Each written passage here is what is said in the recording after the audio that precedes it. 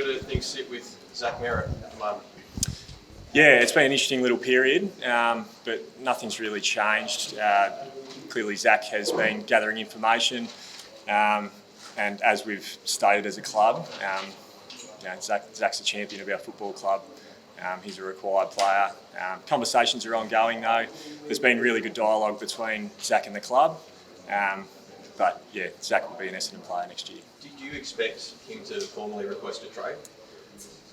If he does, nothing will change from our end, and Zach's fully aware of that. He's a contracted player.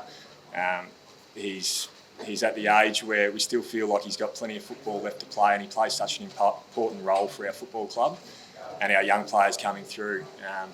We feel like we've got a really strong young and emerging list, and we also believe in our core group. Unfortunately, we just haven't been able to get enough of those core players out in the park this year. But we're excited about when that happens and what's coming through from underneath. But yeah, as I said, Zach, he's such an important player to us, and that won't change from our end. What dialogue, if any, have you had with Hawthorn so far? No dialogue with Hawthorn. And yeah, if they do make contact, we'll be very clear that nothing will change. When did you find out that he'd met with? It was after the fact that he'd met with Hawthorn. So yeah, obviously it's not ideal when any of your players are meeting with other clubs, but we're also aware that we meet with players from other clubs also. So it does happen.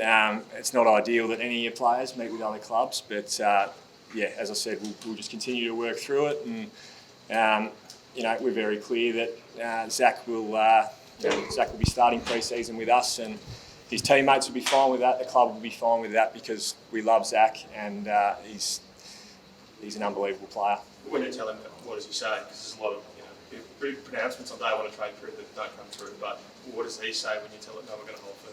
No, he's fully understanding that we've got to make decisions that are best for the football club, and that's what we'll do. We'll continue to make decisions that are best and have the club's best interests at heart. So he understands how it works. He'll continue having discussions with the right people, but it's good that it's in a respectful place.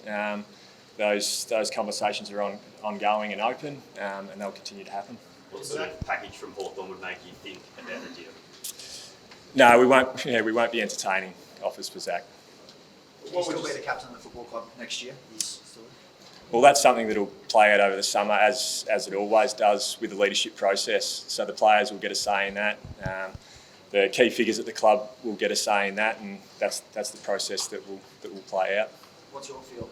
Can a captain continue being the captain of the club if they've tried to get out over the offseason?